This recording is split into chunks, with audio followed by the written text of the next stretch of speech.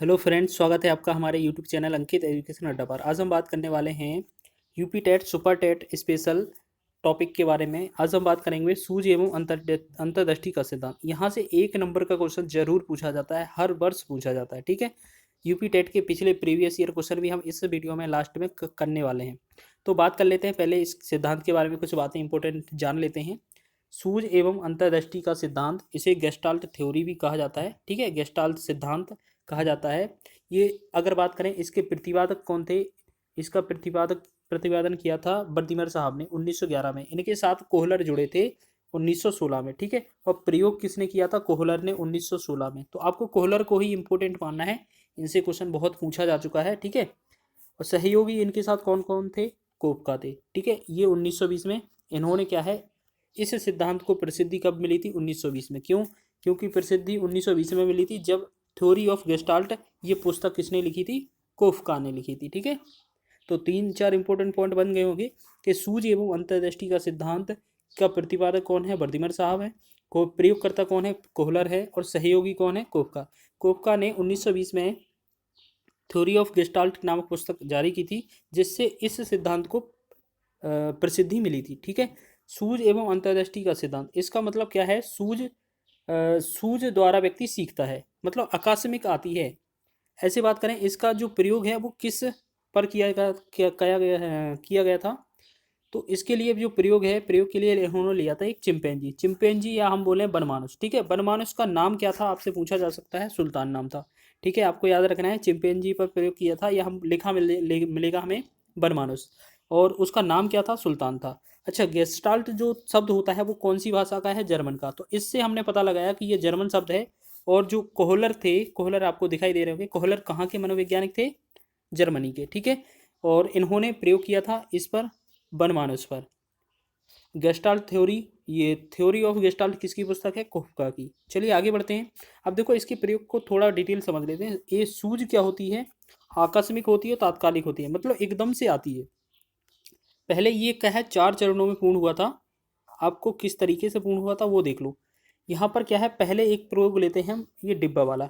यहाँ पर क्या है, ऊंचाई पर एक यहाँ पर कुछ केले टंगे हुए थे। ठीक है, और यहाँ पर एक जो था बनमानुस। अब बनमानुस के लिए 2 बॉक्स रख दिए गए। अब वो यहाँ से ज़्यादा डायरेक्ट तो वो ऊपर पहुँच नहीं पाता।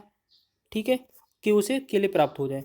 तो उसने क्या किया, इन डिब्बों को आपस में एक दूसरे के ऊपर रखना स्टार्ट किया, जिससे कि वो वह केलों तक पहुँच गया। जैसे कि इसमें दिखाया जा रहा है ना।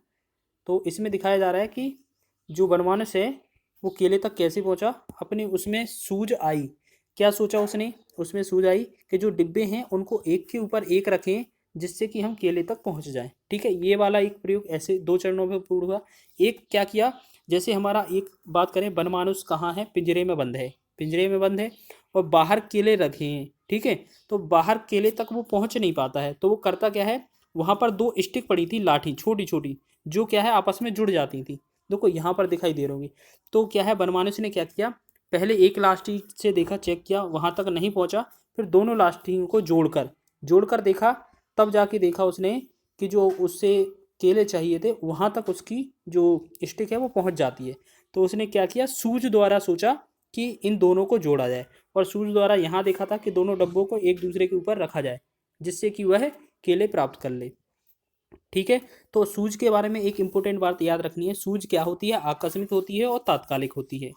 ठीक है, कोहलर ने किस पर प्रयोग किया था? बनमानुस चिंपैंजी पर प्रयोग किया था। इसका नाम क्या था? सुल्तान। आपने पीछे ही देख लिया है, सुल्तान इसका नाम था। ये क्वेश्चन पूछा जा सकता है। ठीक है, आगे बढ़ते हैं। इसके उपनाम या अन्य नाम के ऊपर क्वेश्चन पूछा जा सकता है। अन्य नाम या उपनाम, इसे गेस्टाल्ट सिद्धांत कहते हैं, आपने देख ही लिया है।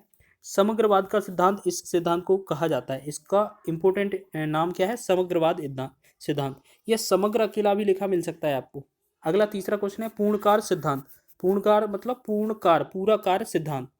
पूर्ण से अंश की ओर, मतलब पूरा जो व्यक्ति होगा वो, मतलब पूरा काम होगा, उसे अंशों में तोड़कर हल करना होगा। ठीक है, इस द्वारा भी ये सीख सकते हैं। पूर्ण से अंश की ओर।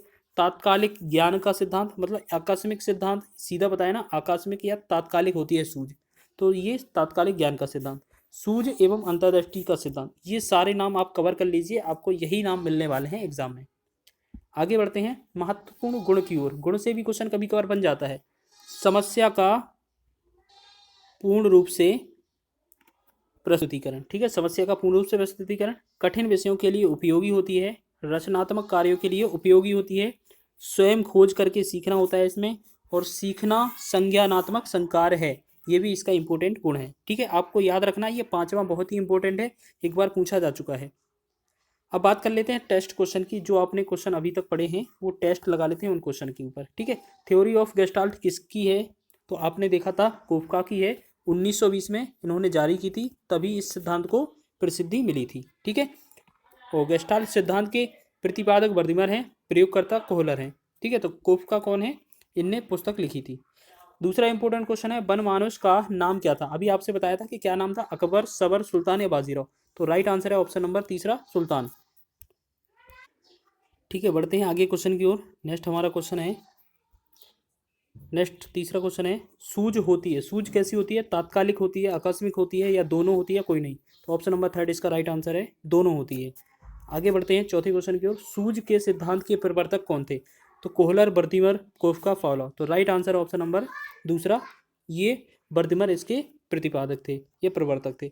प्रयोगकर्ता कौन थे, कोहलर थे, और इनके सहयोगी कौन थे, कोफका, जिन्होंने 1920 में पुस्तक लिखी थी गेस्टाल्ट, थ्योरी ऑफ गेस्टाल्ट। अच्छा, पांचवा इंपॉर्टेंट क्वेश्चन देख लेते हैं, सूझ या अंतर्दृष्टि के सिद्धांत का प्रतिपादन किसने किया। ये यूपी टेट 2022 में पूछा गया है, जो 2021 में पेपर होना था, 2022 में हुआ था, उसका ये पेपर का क्वेश्चन है। तो इसका राइट आंसर क्या होने वाला है, आपको 5 का विकल्प बताना है।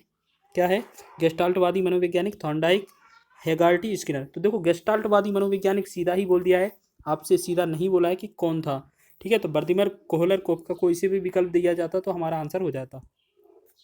छठवां इंपॉर्टेंट क्वेश्चन है, निम्नांकित में से कौन सा समस्या में बाधक नहीं है। ये यूपी टेट 2019 में क्वेश्चन पूछा जा चुका है। सूझ होता है, नकारात्मक मानसिक वृत्ति होती है, चिंता होती है, भग्नाशा होता है।